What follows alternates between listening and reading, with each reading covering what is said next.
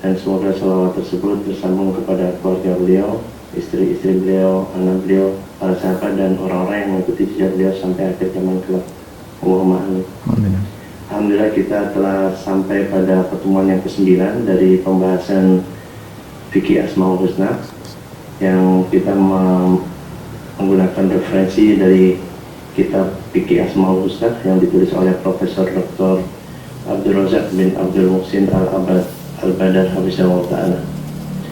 Di pertemuan kali ini, seperti di flyer yang kita bagikan, kita akan membahas nama-nama Allah yang lain, yaitu Al-Ghafar dan Al-Ghafur, tapi insya Allah kita akan merangkumnya menjadi tambahan dengan Al-Afu dan At-Tawwab, karena semuanya hampir bersama. Insya Allah nanti kita akan mendengarkan materi yang akan disampaikan oleh Ustaz Junaid.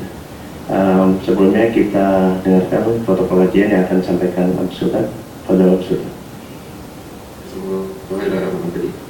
Sebelum kita memulai kajian kita pada hari ini, seperti biasa, kami akan sharing kata kutip kajian via Zoom meeting. Yang pertama adalah menggunakan nama sebenarnya sehingga mudah untuk kami kenali. Yang kedua, untuk mematikan fitur video dan menggunakan mic atau audio saat join dan saat kajian berlangsung. Yang ketiga, menggunakan kajian yang berusaha untuk tercatat. Dan yang keempat, ceritanya jawab, insya Allah akan ada di kajian dan pertanyaan kami harapkan untuk diselesaikan dengan tempat pada hari ini. Yang kelima, bagi ikhwan yang ingin menggunakan fitur video pada saat sesi tanya jawab nanti, bisa kembali menyalakan gambar fitur video dan audionya ya, dan bisa antum untuk respon terlebih dahulu agar kami mengenali. Sementara untuk akhwat, kami silakan untuk menyampaikan seluruh pertanyaan antum melalui di kolom chat yang insya Allah nanti kami bacakan kepada insya Allah. Dan yang terakhir, mari bersama dalam mengikuti kajian ini, dan kita semua berharap dan mendapatkan keridhaan dari Allah Subhanahu Wa Taala sehingga ilmu ini menjadi barokah dan bermanfaat bagi kita semua, bagi dunia maupun di akhirat. Dan yang bermanfaat. Menjadikan jemaah lagi malu dan terus kita mau khair dan berharap. Jazakallahu khairan barakallahu. Alhamdulillah Ustaz telah bersama kita. Dan untuk mempersingkat waktu, kami persilakan Ustaz untuk mulai kajian. Kepada Rasulullah Ustaz. Bismillahirrahmanirrahim. Assalamualaikum warahmatullahi wabarakatuh. Alhamdulillahi ala ihsani wa syukru lahu ala taufiqihi wa amtinani wa asyhadu an la ilaha illallah wahdahu la syarika lahu ta'ziman li sya'ni wa asyhadu anna Muhammadan abduhu wa rasuluhu da'ila ridwani. Allahumma salli alaihi wa ala alihi wa ashabihi wa ikhwani. Ikhwan dan akhwat, para jemaah musqat dan yang lainnya yang dirahmati oleh Allah Subhanahu wa taala. Pada kesempatan kali ini kita melanjutkan bahasan kita tentang mengenal nama-nama Allah yang terindah ya. Yang Allah telah menyatakan walillahil asmaul husna fad'uuhu biha. Sungguhnya Allah memiliki nama-nama yang terindah, maka berdoalah dengan nama-nama tersebut ya. Dengan mengenal nama-nama Allah Subhanahu wa taala melazimkan kita mengenal sifat-sifatnya, karena setiap nama mengandung sifat, dan dengan mengenal sifat-sifat Allah kita akan semakin cinta kepada Allah, semakin khusyuk dalam beribadah, semakin takut kepada Allah Subhanahu wa taala, sebagaimana perkataan salah seorang ulama, man kana billahi a'raf, siapa yang lebih mengenal Allah Subhanahu wa taala, kana minhu akhfaf ya, maka dia akan semakin takut kepada Allah Subhanahu wa taala, wa li ibadatihi atlab ya, dan dia semakin semangat untuk beribadah ya, semakin cinta kepada Allah dan semakin jauh dari maksiat. Ini di antara dampak yang sangat jelas bagi orang yang mengenal Tuhannya dengan benar dan merenungkan tentang nama-namanya yang terindah. Pada kesempatan yang bahagia ini kita akan bahas tentang beberapa nama yang memiliki keterkaitan, yaitu 3 nama, di antaranya Al-Ghafur yang juga mengandung Al-Ghafir dan Al-Ghaffar. Setelah itu kita bahas namanya Al-Afu, dan juga kita bahas namanya At-Tawwab ya. Al-Ghafur artinya Maha Pengampun, Al-Afu juga artinya mengampuni, Tawwab juga Maha menerima taubat. Itu ada bedanya, kita akan jelaskan secara spesifik apa bedanya antara nama-nama tersebut. Ikhwan dan akhwat yang rahmati Allah subhanahu, kita mulai dari Al-Ghafur.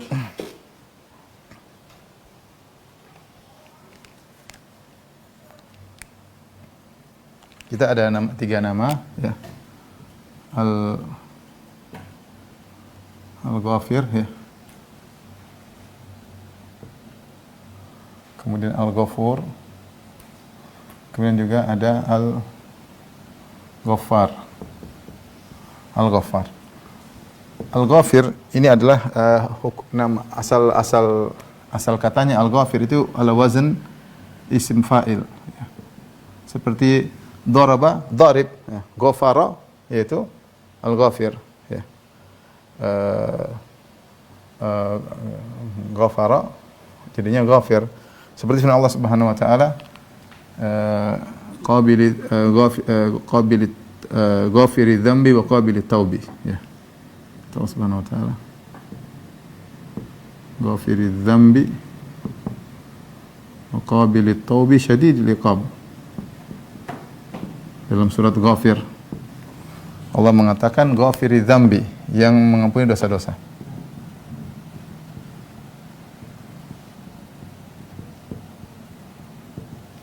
Adapun Al-Ghaffar, maka ini adalah sighah mubalaghah, ya. Sighah al-mubalaghah. Sighah mubalaghah adalah suatu bentuk wazan tertentu, dan wazannya banyak. Ada yang kiasi, ada yang ghairi kiasi. Yang maknanya adalah maknanya seperti isim fa'il. Maknanya seperti isim fa'il, menunjukkan pelaku, subjek, tetapi dia mengandung makna mubalaghah. Mubalaghah itu artinya makna yang banyak, seperti darabah, ya. Contoh sederhana darabah. Saya kasih contoh. Fi'il daraba. Daraba artinya apa? Memukul. Dari daraba kita bisa keluarkan isim fa'il. Isimul fa'il jadinya apa? Jadinya daribun. Daribun. Daribun artinya yang memukul. Wazannya fa'il, yang isim fa'il, memukul. Tapi kalau kita menggunakan sighah mubalaghah, kita bilang misalnya sighah al-mubalaghah banyak, ya, tapi di antaranya ini kita bilang misalnya darrab. Darrab. Dan wazannya fa'al. Wazannya fa'al, ini wazannya fa'il.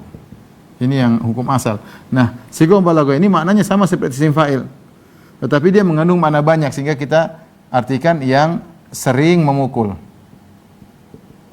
Karena yang sering memukul. Jadi kenapa digunakan sighah mubalaghah? Karena dia melakukan perbuatan berulang-ulang atau banyak perbuatan tersebut, ya. Disebut dengan sighah mubalaghah, ya. Makanya seperti ketika ada seorang wanita di zaman Nabi, Fatimah bintu Qais radhiyallahu anha, dilamar oleh dua lelaki, yaitu Abu Jaham dan Muawiyah, maka dia minta saran kepada Nabi sallallahu alaihi wasallam. Maka Nabi sallallahu alaihi wasallam mengatakan, wa ama Muawiyah fasulukun la malalahu, dia adalah tidak punya harta, wa amma Abu Jaham fadarrabun lin nisa. Darrab itu suka mukul wanita. Jangan nikahi dia, jangan terima lamarannya. Darrab, karena dia suka mukul. Dalam riwayat yang lain, fala yad'u asahu an atiqihi, dia tidak pernah melepaskan tongkatnya dari pundaknya. Tongkatnya di pundak terus, dia siap mukul setiap saat, ya. Makanya disebut dengan darrab, ya. Nah, ghafir isim fa'il artinya yang mengampuni. Al-Ghaffar artinya yang melakukan pengampunan banyak, yaitu sering mengampuni. Al-Ghaffar artinya yang sering mengampuni, ya.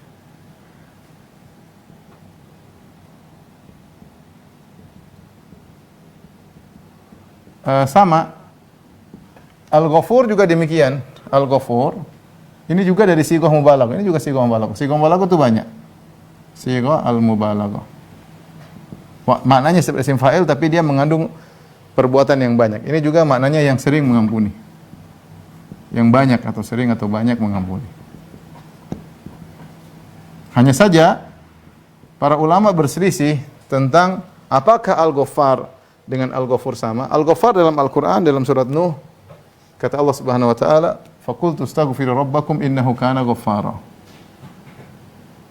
Nuh berkata kepada kaumnya, "Faqultu astaghfiru rabbakum innahu kana ghaffara." Aku berkata kepada kaumku, mohonlah ampunan kepada Allah, sungguhnya Allah itu Ghaffar. Adapun Al-Ghafur banyak sekali dalam Al-Quran. Al-Ghafur Rahim banyak sekali. Al-Ghafur banyak sekali dalam Al-Quran, ya. Sangat banyak, ya. Jadi Ghafir ada satu ayat, Ghaffar juga ada satu ayat. Paling banyak sering disebut dengan Al-Ghafur. Maka para ulama berselisih mana yang lebih kuat. Sighah mubalaghah itu sepakat sighah mubalaghah adalah suatu wazan yang menunjukkan fi'il yang banyak dilakukan. Namun mana yang lebih kuat antara Al-Ghaffar dengan Al-Ghafur? Kalau dari penyebutan dalam Al-Qur'an yang paling banyak adalah Al-Ghafur. Tapi mana yang lebih kuat dari Al-Ghafur atau Al-Ghaffar? Semuanya lebih kuat daripada Ghafir karena Ghafir adalah hukum asal. Taib maka sebelum kita lanjutkan tentang makna Ghaffar dengan Ghafur, kita ingin tahu apa makna Al-Ghafar. Al-Ghafar, makna Al-Ghafar.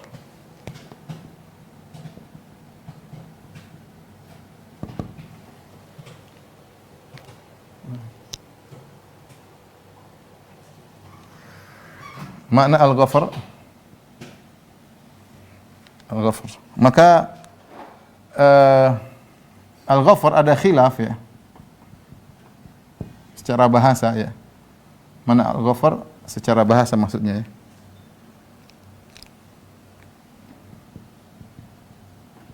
Diambil dari kata apa sih Al-Ghafar ini? Khilaf. Kebanyakan ulama, mayoritas ulama menyatakan, mayoritas kalau kita baca penjelasan para ulama terutama yang mensyarat tentang mana Al-Ghafur seperti pernyataan misalnya Az-Zajjaj dalam kitabnya Tafsir Asmaul Husna, ini termasuk yang wafat tahun 300 sekian ya. Kemudian kita lihat juga pernyataan misalnya Al-Ghazali dalam kitabnya Al-Maqsadul Asna. Kemudian kita juga lihat pernyataan dari Al-Qurtubi dalam kitabnya Al-Asna fi Syarh Asmaul Husna. Ya, kebanyakan mereka ketika membahas tentang Al-Ghafar mereka mengatakan Al-Ghafar sama dengan As-Sitar. Sama dengan As-Sitar. Ya, mayoritas ini pendapat siapa? Al-Ghazali. Ini pendapat Az-Zajjaj, Abu Ishaq Al-Zajjaj, kemudian Az-Zajjaj, kemudian Al-Ghazali, dan di antaranya adalah Al-Qurtubi.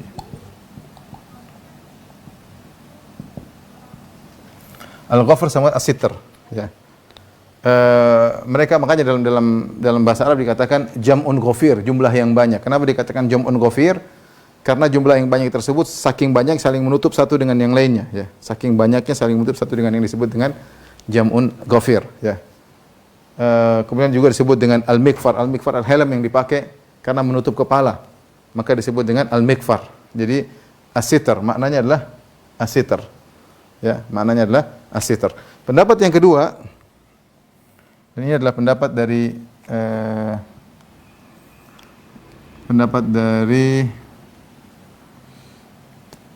Ar-Razi dalam kitabnya Lawami'ul Bayyinat ya.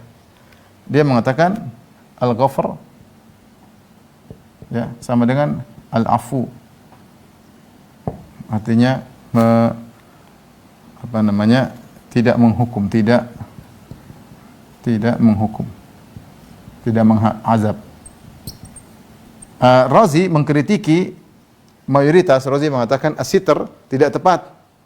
Dia menyebutkan dalilnya tidak tepat, maksudnya Al-Ghafar maknanya as-sitr. Seakan-akan dia tinjau dari sisi istilah bukan dari sisi bahasa ya. Sisi bahasa Al-Ghafar artinya menutupi, tapi dia tinjau dari sisi istilah Al-Ghafar atau Al-Maghfirah atau Ghufran itu bukanlah maknanya sitr. Kenapa? Karena kata dia Nabi Adam alaihissalam sudah minta ampun kepada Allah, tapi kisah dia melakukan pelanggaran diceritakan oleh Allah Subhanahu wa taala ya. Kisah dia bahwasanya bahwasanya dia berdosa, makan buah yang dilarang, Allah tidak tutupi. Allah ceritakan dalam Al-Qur'an padahal dia sudah diampuni oleh Allah. Ya. Rabbana zalamna anfusana wa illam taghfir lana wa tarhamna lanakunanna minal khasirin. Nabi Adam dan Hawa ketika bersalah, mereka berdoa, ya Allah, ampunilah dosa-dosa kami ya. Wa illam taghfir lana, kalau kau tidak mengampuni kami, dan wa tarhamna, kau tidak rahmati kami, wa lanakunanna minal khasirin, kami termasuk orang-orang yang merugi. Tetapi ternyata Allah menceritakan kisah Nabi Adam, berarti Allah tidak menutup kesalahannya. Ini pendapat Ar-Razi. Pendapat yang ketiga, ya, dan ini pendapat Ibn Taimiyah dan muridnya Ibnu Qayyim, ya. Taimiyah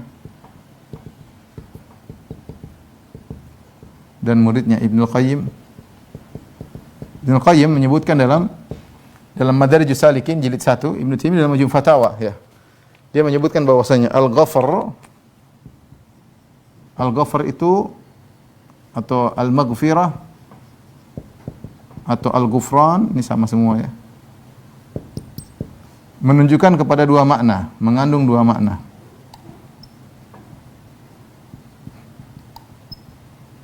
Pertama adalah as-sitr, sitr menutupi. Yang kedua namanya al-wiqayah, menghalangi. Al-wiqayah anis syarr, yaitu melindungi. Ibnu Taimiyah mengkritiki yang mengatakan bahwasanya al-ghafar maknanya cuma sitr dikritiki. Beliau kritiki tidak tepat kata dia. Makanya tidak semua di antara dalil mereka bahwasanya tidak semua penutup kepala disebut dengan mikfar. Mikfar penutup kepala itu hanya dikatakan mikfar jika dia memiliki dua fungsi, menutupi dan menghalangi dari hantaman pedang.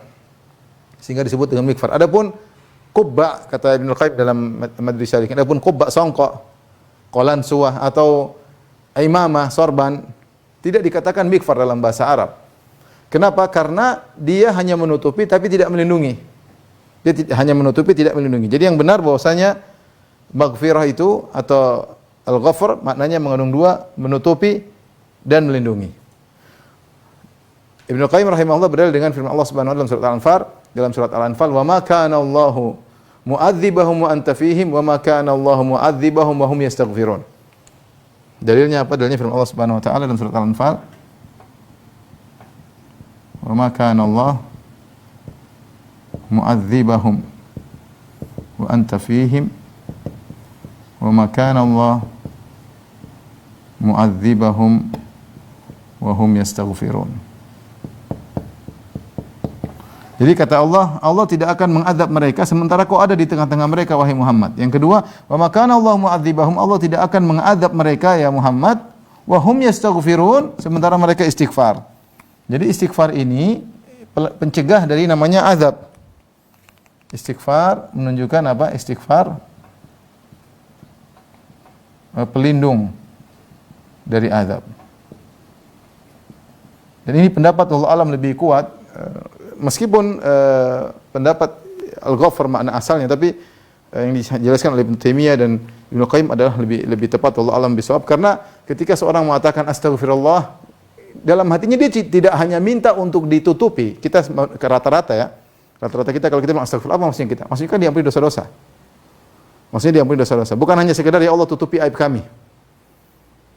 Bukanlah tutup aib kami. Dan kemudian Ibnu Qayyim juga mengatakan betapa banyak orang tidak istighfar, aibnya ditutup.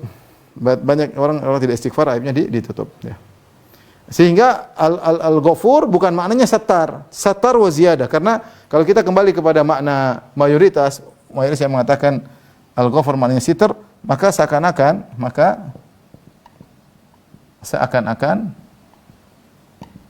al-ghafur sama dengan as-sittir atau as-sattar, yang maha menutupi aib.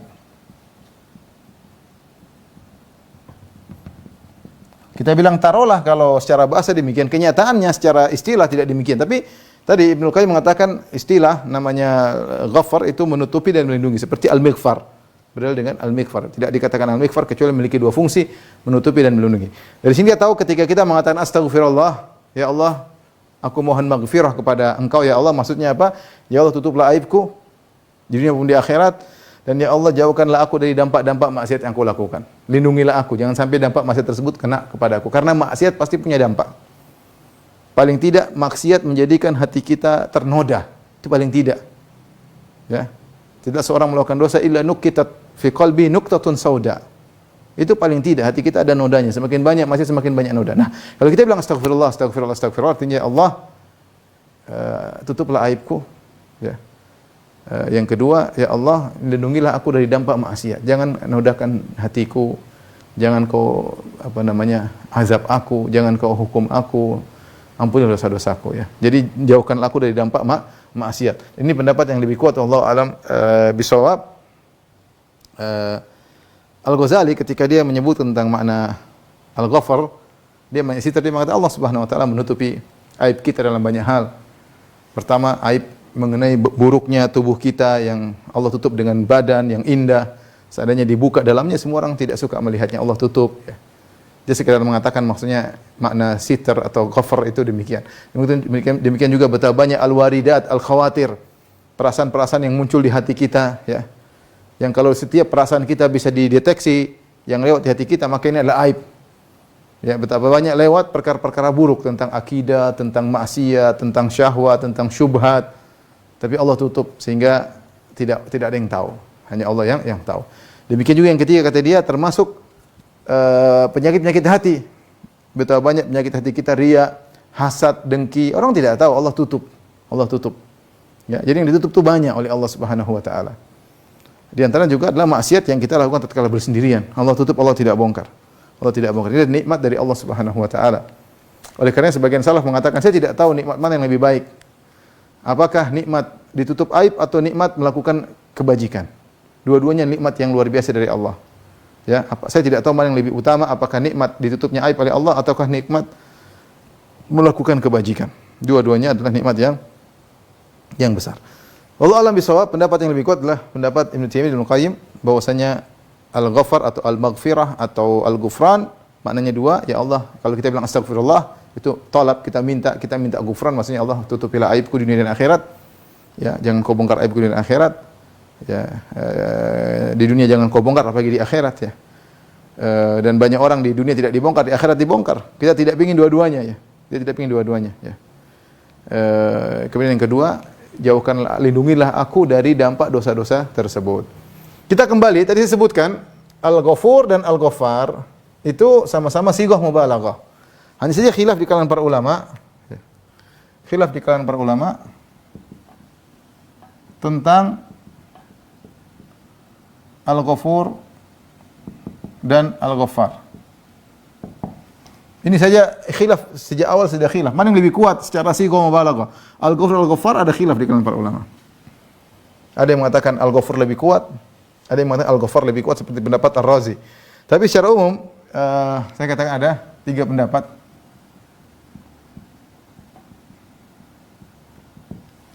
Ada yang mengatakan bahwasanya Al-Ghaffar ya lebih kuat daripada Al-Ghafur.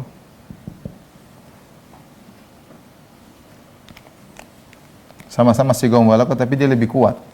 Ada yang mengatakan Al-Ghafur sama dengan Al-Ghaffar, tidak ada bedanya, sama-sama sighah mubalaghah. Tidak ada bedanya. Kemudian yang ketiga, ada yang mengatakan Al-Ghafur lebih kecil daripada Al-Ghaffar. Lebih besar Al-Ghaffar. Wallahu a'lam bishawab. Jika ada perbedaan, lantas perbedaannya apa? Ini juga ada khilaf ya. Kalau menurut Ar-Razi ya, Al-Ghaffar ya lebih banyak perbuatannya daripada ini Al-Ghaffar lebih besar ya. Ini Al-Ghafur lebih besar. Menurut Ar-Razi, ini pendapat Ar-Razi ya, bahwasanya Al-Ghaffar lebih banyak daripada Al-Ghafur, ditinjau dari Al-Ghaffar lebih banyak mengampuni dosa-dosa ya. Ada yang mengatakan Al-Ghafur, Al-Ghaffar sama saja, enggak ada bedanya. Saya lebih cenderung pada pendapat Al-Ghazali. Al-Ghazali mengatakan dua-duanya ya. Tapi dia ingin bedakan ya. Dia ingin bedakan perbedaan antara Al-Ghafur dengan Al-Ghaffar menurut Al-Ghazali. Beliau rahimahullah berkata bahwasanya Al-Ghafur berkaitan dengan, saya mudah-mudahan tidak kebalik ya.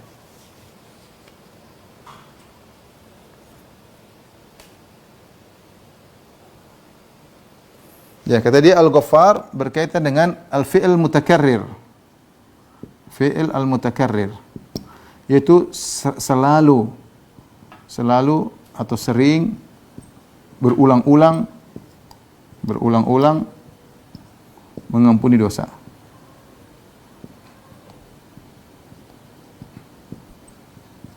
Ini namanya Al-Ghaffar, al-fi'il al-mutakarrir, sering berulang-ulang.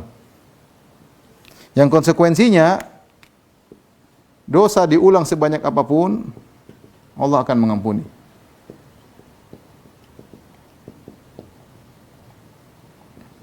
Maka Allah akan mengampuni. Tidak usah ragu-ragu. Ini Al-Ghaffar. Ya. Ini cocok. Apa namanya kalau kita bicara tentang Al-Ghaffar, Ghaffar datang dalam surat Nuh. Di mana Nabi Nuh mengatakan, "Faqultu astaghfiru rabbakum innahu kana ghaffar." Aku berkata kepada kaumku, istighfarlah kepada Rabb kalian, sungguhnya Rabb kalian Ghaffar. Karena Nabi Nuh mendakwai mereka 950 tahun, mereka maksiat berulang-ulang, enggak berhenti-berhenti. 950 tahun. Dibandingkan zaman sekarang maksiat sebanyak-banyaknya paling cuma full cuma 70 tahun, 60 tahun bermaksiat, 50 tahun bermaksiat kemudian tewas ya. Tapi zaman Nabi Nuh bermaksiat sampai 950 tahun. Maksiat enggak berhenti-berhenti. Sehingga yang lebih tepat Ghaffar. Jadi maksiat yang banyak, maksiatnya itu aja ya, tapi berulang-ulang tidak berhenti-berhenti. Maka innahu kana ghaffara, kata Nabi Nuh, sungguhnya Allah adalah Ghaffar. Al-Ghafur kata ta'alaq bil jaudah ya. Atau yumbi, kata dia yumbi anil jaudah ya. Wazan fa'ul kata dia. Wazan fa'ul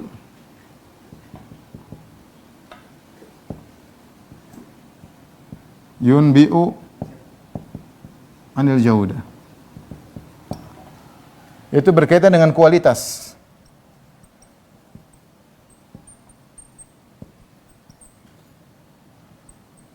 Itu Allah Subhanahu wa taala benar-benar kalau mengampuni, kualitas ampunan Allah sangat besar.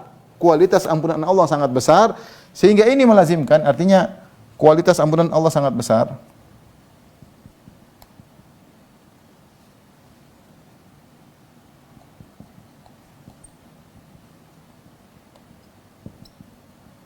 Allah sangat besar. Nah, ini melazimkan apa? Melazimkan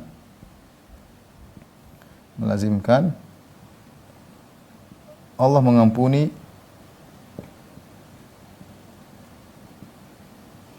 dosa seberat apapun,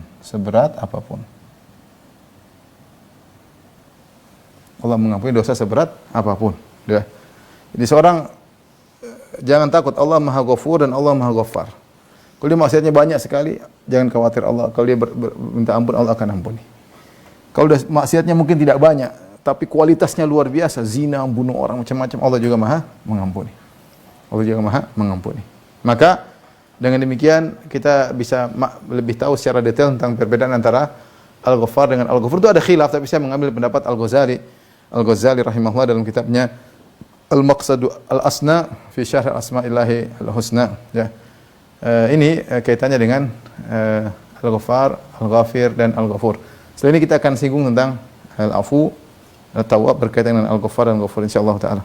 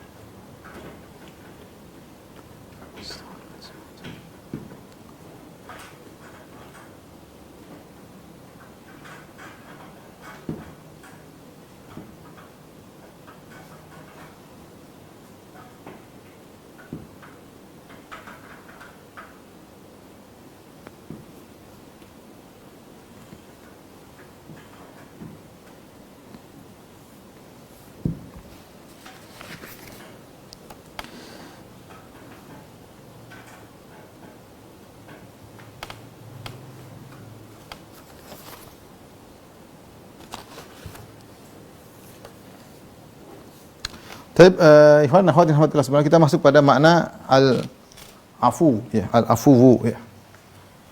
Al-afu. Wazannya sama, wazan wa fa'ul. al-faul. Al-afu dari afu ya. Wazannya al-faul, ini juga sighah mubalaghah ya, sighah mubalaghah.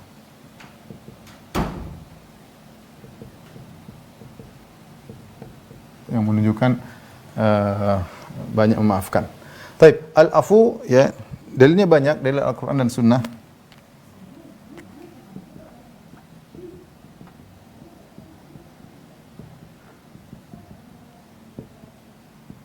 Kalau sunnah rata-rata kita sudah hafal ya. Allah seperti perkataan Aisyah radhiyallahu ta'ala anha kepada Nabi, "Ya Rasulullah, law alimtu anna al-laila lailatul qadar, madza aqulu fiha?" Kalau aku tahu ini suatu malam Lailatul Qadar, apa yang aku ucapkan? Apa doa yang aku utarakan kepada Allah? Kata Nabi, "Quli Allahumma innaka afuwun tuhibbul afwa fa'fu anni." Allahumma innaka afuwun tuhibbul afwa fa'fu anni. Allahumma innaka afuwun, ya Allah engkau adalah al-afu, maha mengampuni, tuhibbul afwa, kau suka pengampunan, fa'fu anni, ya maka ampunilah aku. Dalam hadis ya. Dalam Al-Qur'an banyak sekali Allah menyebutkan ya. Dalam Al-Qur'an banyak sekali seperti Allah berfirman, afallahu anka lima adzinta lahum. Allah mengampuni engkau wahai Muhammad. Kenapa kau izinkan mereka? Seperti walaqad afa ankum. Walaqad afa ankum. Seperti Allah berbicara tentang para sahabat yang melakukan kesalahan dalam perang Uhud. Kata Allah, walaqad afa ankum. Innal ladzina tawallaw minkum yawmal taqal jam'ani innam istazalu musyaitan ba'dhi ma kasabu walaqad afa ankum. Sungguhnya orang-orang yang lari dari perang Uhud, di antaranya Utsman bin Affan radhiyallahu anhu, ketika itu lari dari perang Uhud karena Rasulullah dikabarkan sudah meninggal sehingga terjadi kesedihan luar biasa. Sebagian sahabat sempat lari ke Madinah. Ya, itu kesalahan, tapi kata Allah, walaqad afa ankum, ya. Allah telah mengampuni kalian, ya.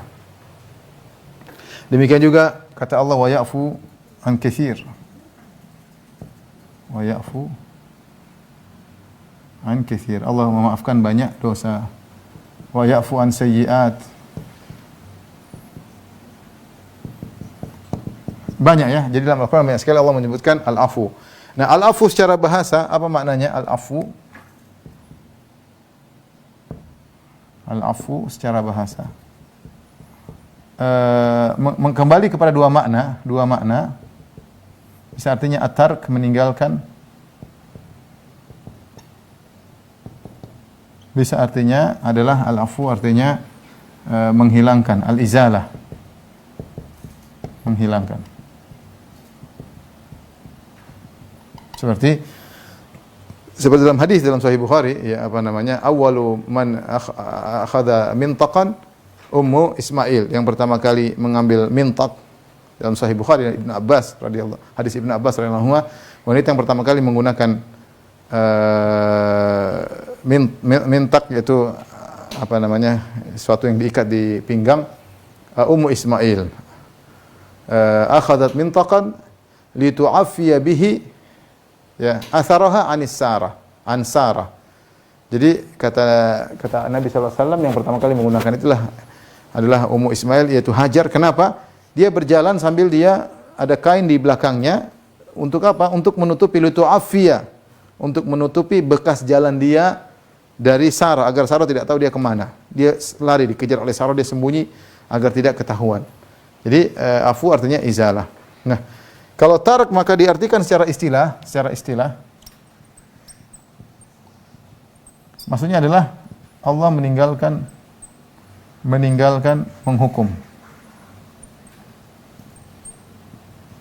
menghukum atau mengazab.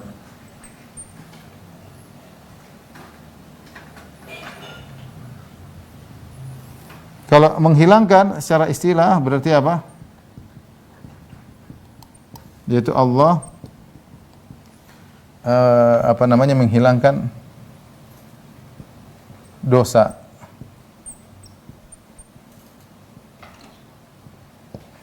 Dosa-dosa.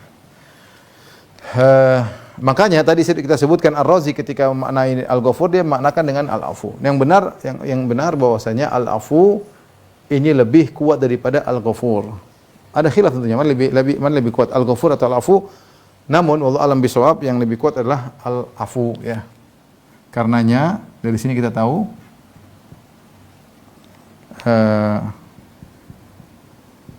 Al-Afu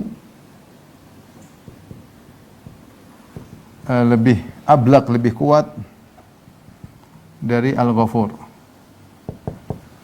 Dari sisi mana? Dari sisi dosa dihapuskan. Bukan hanya ditutup. Bukan hanya ditutup. Tapi dihapuskan. Nah, apakah Al-Afu melazimkan catatan juga dihapuskan? Wallahu alam bisawab ya. Apakah Al-Afu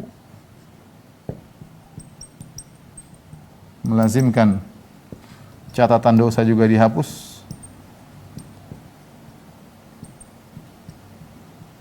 Wallahu alam, ada khilaf dalam masalah ini. Tapi zahirnya juga dihapus, catatan dihapus ya, karena Allah Al-Afu artinya menghilangkan, catatan maksiat dihapus. Makanya di Lailatul Qadar ketika Aisyah bertanya, apa yang aku minta? Rasulullah tidak mengatakan ya Ghafur ughfirli, ya Allah ighfirli, ampunilah aku. Tetapi Rasulullah mengajari Aisyah untuk mengatakan Allahumma innaka afuwun. Karena ini malam spesial, mintalah agar catatan dihapus. Entah dosa-dosa dihapus, catatan dihapus, berdasarkan khilaf di kalangan para ulama. Dari sini kita tahu bahwasanya Al-Afu lebih spesifik daripada Al-Ghafur. Wallahu alam bisawab. Ini pendapat sebagian ulama. Yang terakhir adalah At-Tawwab.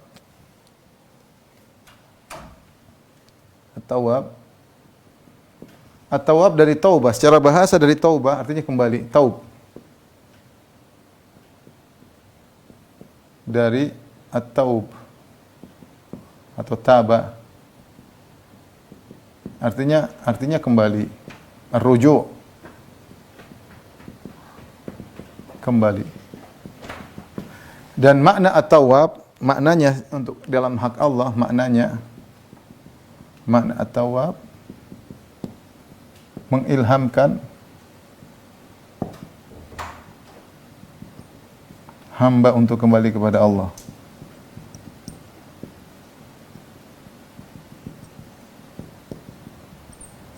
Yang kedua maknanya adalah maha menerima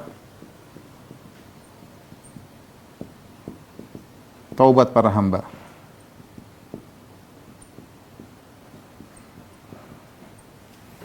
Fataba alaihim liyatubu. Di antaranya firman Allah, fataba alaihim liyatubu. Yaitu Allah beri ilham kepada mereka untuk bertobat, sehingga mereka pun bertobat. Penjelasan indah dari Al-Ghazali rahimahullah dalam kitabnya Al-Maqsad Al-Asna, dia menyebutkan namanya Allah Tawwab, yaitu Allah membuka pintu-pintu orang untuk bertobat. Allah kasih isyarat-isyarat, Allah menunjukkan kuasaannya, Allah kasih teguran-teguran agar dia bertobat. Ada sebagian teman dia tidak bertobat kecuali setelah adiknya meninggal dalam pangkuannya, baru dia bertobat. Ada orang seperti itu. Ada orang tidak berani, teman-teman ya, sering ngobrol, teman-teman dekat ya. Ada bilang, saya tidak bertobat kecuali setelah adik saya meninggal dalam pangkuan saya. Allah kasih hidayah sama dia agar dia bertobat. Ada yang tidak bertobat kecuali setelah ibunya meninggal, baru kemudian dia bertobat kepada Allah Subhanahu wa taala, tobat. Ya. Ada karena kawannya, ketemu orang lagi, kawannya meninggal. Main ke rumah ada urusan, tahu-tahu dia bilang, Ustaz, saya subhanallah, saya ngobrol sama teman saya, malam-malam kita masih ngopi, besok-besok dia sudah dikubur. Saya benar-benar terpukul ya. Saya tidak duga, masih muda sama mungkin 30-an. Artinya banyak hal. Ada orang subhanallah bertobat gara-gara hanya memang satu ayat, seperti konon dikisahkan, tapi riwayatnya masih dipertanyakan, seperti Fudail bin Iyad rahimahullahu taala. Di sini dalam sebagian biografi, tapi ini sanadnya dipertanyakan tentang bahwasanya dia dulu adalah perampok dan yang lainnya. Kemudian dia ingin merampok sebuah rumah, tahu-tahu dia mendengar bacaan dalam rumah, alam ya lilladzina amanu an takhsha qulubuhum li dzikrillah wa ma nazala minal haqq. Ya. Belumkah tiba saatnya bagi orang yang beriman ya, an takhsha qulubuhum, untuk agar hati mereka menjadi khusyuk. Begitu dia dengar, dia bilang, saatnya sekarang ya Allah. Dia bertobat. Banyak hal, orang bertobat dengan banyak sebab. Ada orang bertobat karena merenungkan keagungan Allah Subhanahu wa taala. Ada orang bertobat karena ada syubhat, tahu-tahu dia syubhat tersebut lepas. Subhanallah yang kasih dia petunjuk. Banyak orang mencari, Allah kasih hidayah. Jadi Allah Tawwab, yaitu Maha memberi ilham kepada seorang untuk bertobat. Makanya kalau kita maksiat dan kita berzikir, Rabbighfirli wa tub alayya innaka tawwabur rahim. Ya Allah, ampunilah aku wa tub alayya. Tub alayya maksudnya ya Allah, ilhamkanlah aku untuk bertobat kalau kita masih bermaksiat. Kalau kita sudah tidak bermaksiat, ya Allah terimalah taubatku. Terimalah taubatku ya. Jadi at-tawwab dua makna ya.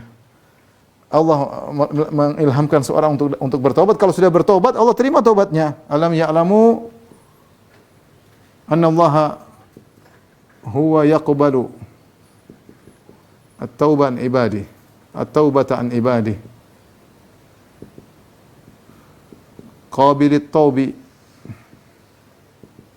Allah menerima taubat, Allah yang menerima taubat para hambanya. Allah Tawwab.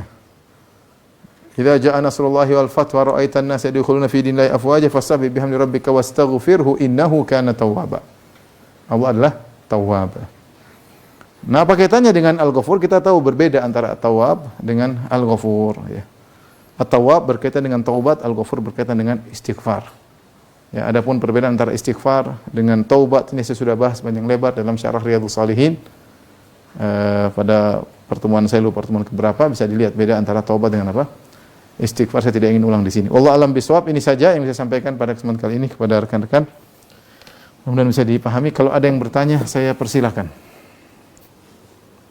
Jazakallahu Ustaz Barfi atas kajian yang telah sampaikan.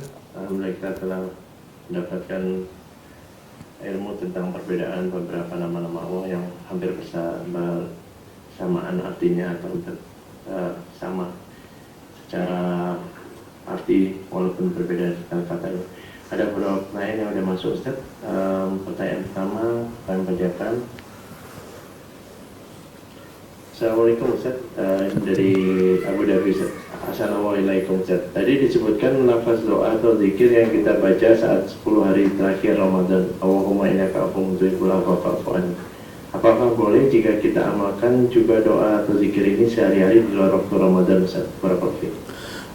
Boleh, tentunya tidak jadi masalah. Yaitu Rasulullah artinya kalau pas diperkirakan Lailatul Qadar, ya perbanyak doa itu. Kita baca di luar juga tidak jadi masalah. Kita baca di luar setiap hari juga boleh. Innallahumma innaka afuwwun tuhibbul afwa fa'fu anni. Wallahu a'lam bishawab.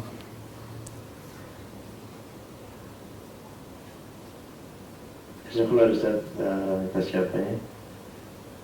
Pertanyaan berikutnya, bagaimana sikap kita kalau ada orang yang meremehkan kewajiban dengan menerjang keharaman yang sudah ditetapkan dengan prinsip bahwa Allah Maha Pengampun, kami akan diampuni, yang penting tidak syirik. Jazakallahu Ustaz. Allah mengatakan nabi ibadi anni anal ghafurur rahim wa anna adzabi huwal adzabul alim. Kata Allah, kabarkanlah kepada hamba-hambaku annil ghafurur rahim, sungguhnya aku Maha Pengampun lagi Maha Penyayang, wa anna adzabi, akan tapi azabku juga huwal adzabul alim, adalah azab yang pedih. Kita sampaikan mudah-mudahan Allah mengampuni dosa-dosamu. Tapi meremehkan dosa-dosa adalah suatu bentuk kemaksiatan ya. Karenanya sebagaimana jelas Ibnu Taimiyah rahimahullah taala, hadis mutawatir, dalil terlalu banyak menunjukkan ada ahlu tauhid, mereka tidak melakukan syirik akbar, tapi mereka disiksa dalam neraka jahanam. Banyak dalam hadis-hadis seperti firman hadis Nabi sallallahu alaihi wasallam, Allah berkata, "Akhriju minan nari man kana fi qalbihi mithqalu dzarratin min iman." Keluarkanlah dari neraka orang yang masih ada imannya meskipun sebesar zarrah. Ini menunjukkan bahwasanya dia tidak musyrik, tapi dalam neraka jahanam disuruh keluarkan ya. Ya. Belum tentu Allah mengampuni seluruh dosa-dosanya. Kemudian juga misalnya disebutkan dalam hadis bahwasanya para kaum mukminin diizinkan untuk memberi syafaat sehingga mereka ke neraka jahanam untuk mengeluarkan orang-orang yang mereka kenal, di antaranya dari bekas sujud, bekas salat. Berarti ada orang-orang yang salat masuk neraka, ada. Hadisnya jelas, ada orang salat masuk neraka dan mereka bukan musyrikin. Mereka ahlu tauhid. Sehingga bahwasanya ada ahli tauhid dan banyak hadis orang diazab karena begini, orang diazab karena begini, banyak dalam hadis banyak sekali. Diazab karena makan riba itu bukan musyrikin. Diazab karena bohong bukan musyrikin.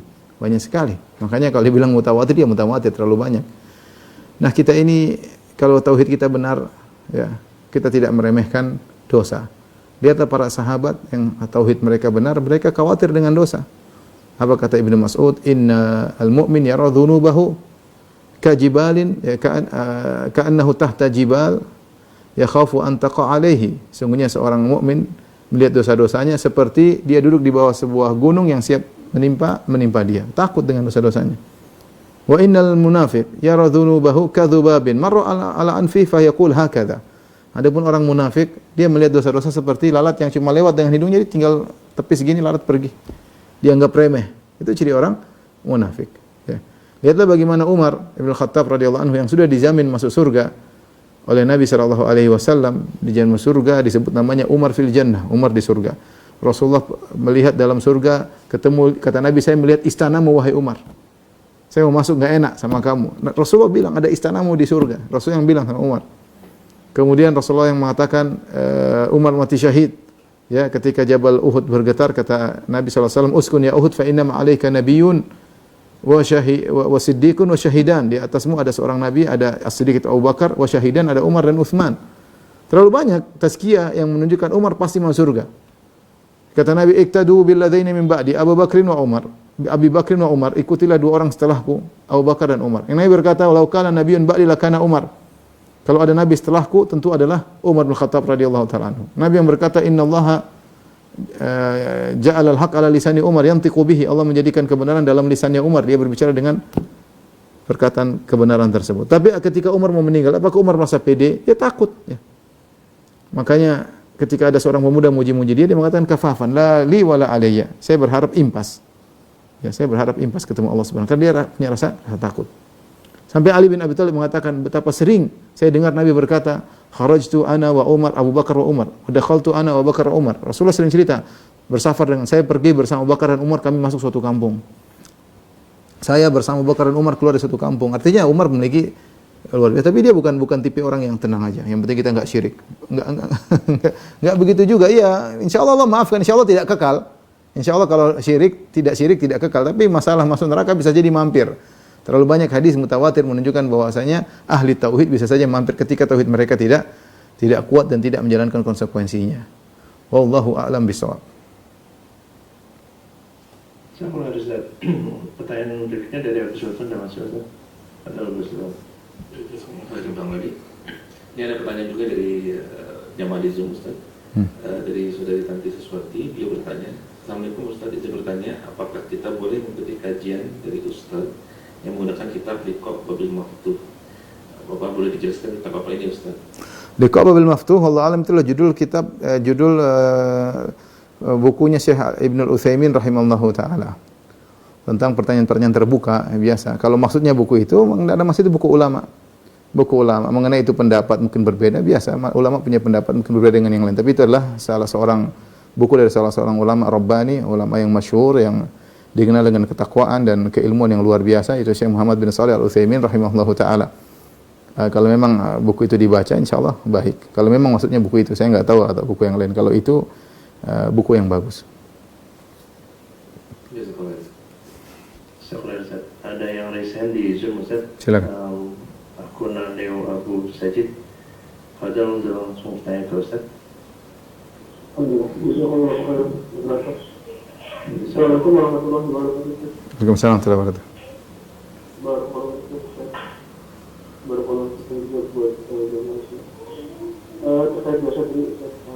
Suaranya kurang besar apa? Coba volumenya dikerasin. Ya, suaranya tolong besarin dikit, Mas Abu Sajid. Silakan. Sudah jelas, Ustaz? Oke, sekarang jelas. Terkait dosa tadi Ustaz yang sempat disebutkan bahwa dihapuskannya dosa itu, Ustaz, catatan dosa. Nah, anak sempat mendengar suatu asar yang menyebutkan bahwa dosa itu bukan hanya dihapuskan, melainkan diganti menjadi pahala gitu, Ustaz. Mohon penjelasan terkait ini, Ustaz. Dosa yang dimaksud itu apakah dosa yang besar atau dosa kecil?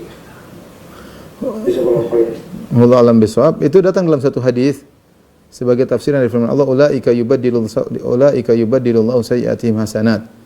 Mereka itulah orang-orang yang Allah gantikan keburukan-keburukan mereka dengan kebaikan-kebaikan. Ada khilaf di kalangan para ulama tentang makna ayat ini.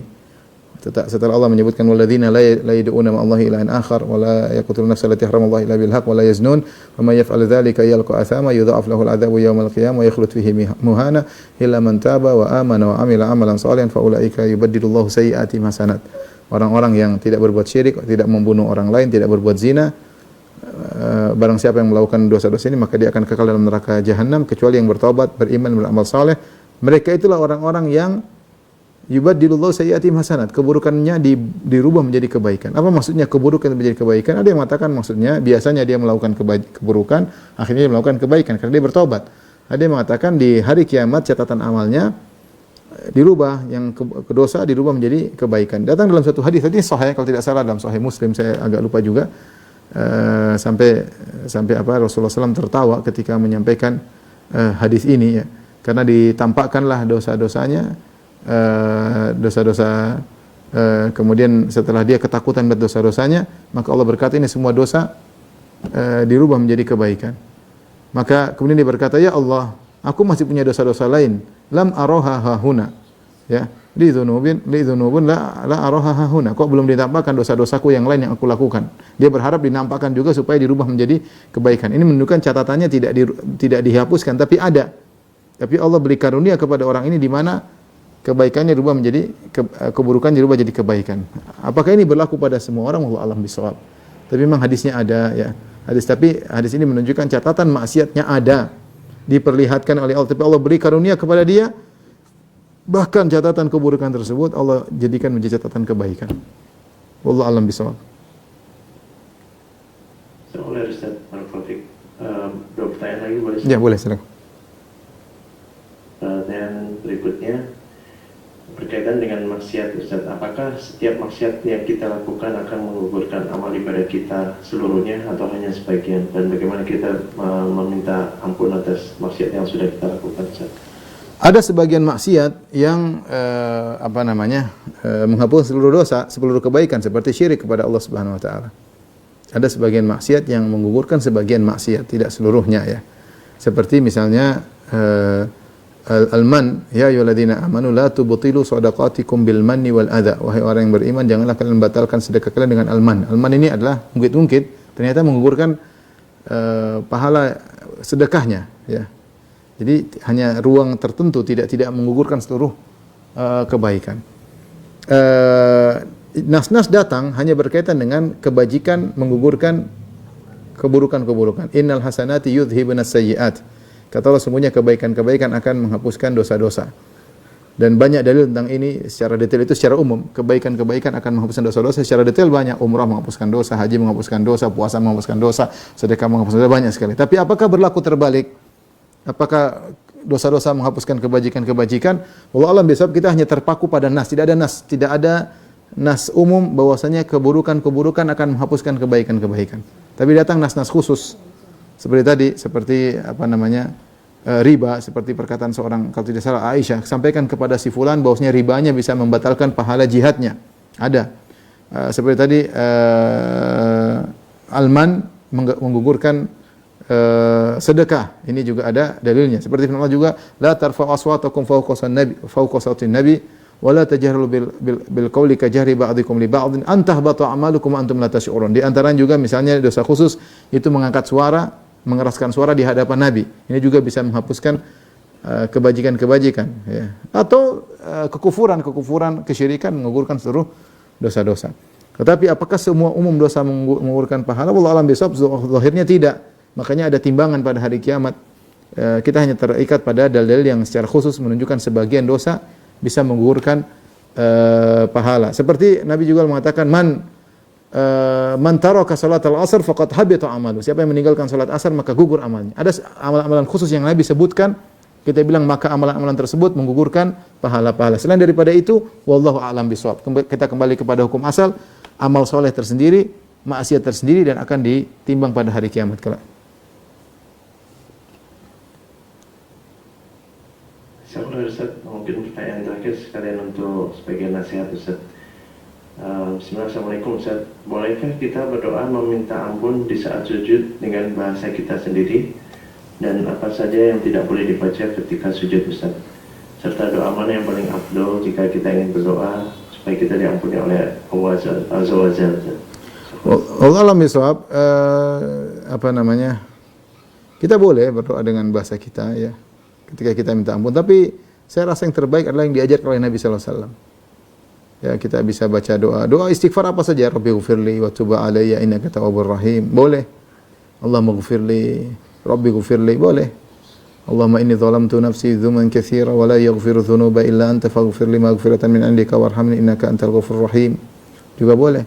Rabbighfirli dzunubi, ya Allah ampuni dosa-dosaku yang sengaja maupun tidak sengaja, yang bercanda atau serius. Banyak doa dari Nabi banyak. Tapi kalau kita enggak bisa dengan bahasa Indonesia tidak jadi masalah. Tapi tidak ada salahnya kita selingi dengan bahasa Arab yang kita hafalkan, paling tidak Rabbighfirli atau Allahumma ghfirli, terus kita ungkapkan dengan bahasa kita boleh. Yang tidak boleh dalam sujud adalah kita membaca Al-Qur'an tilawah. A'udzubillahi minasyaitonir rajim. Alif lam mim dzalikal kitabul, tidak boleh ya. Tidak boleh kita baca Quran dalam sujud apa namanya? Maupun rukuk. Yang boleh kita dalam sujud kita mencuplik doa-doa dalam Al-Qur'an boleh. Misalnya Rabbi habli minas salihin, kita baca ketika sujud tidak apa-apa karena kita tidak niatkan qiraah, tidak niatkan tilawah. Wallahu a'lam bishawab. Demikian saja yang saya sampaikan. Kurang lebihnya saya mohon maaf. Wabillahi taufiq wal hidayah. Assalamualaikum warahmatullahi wabarakatuh. Waalaikumsalam warahmatullahi wabarakatuh. Jazakallahu khairan Ustaz Barakallahu fiik. Jazakumullah khair pada tim WFA yang telah membroadcast kajian kita, dan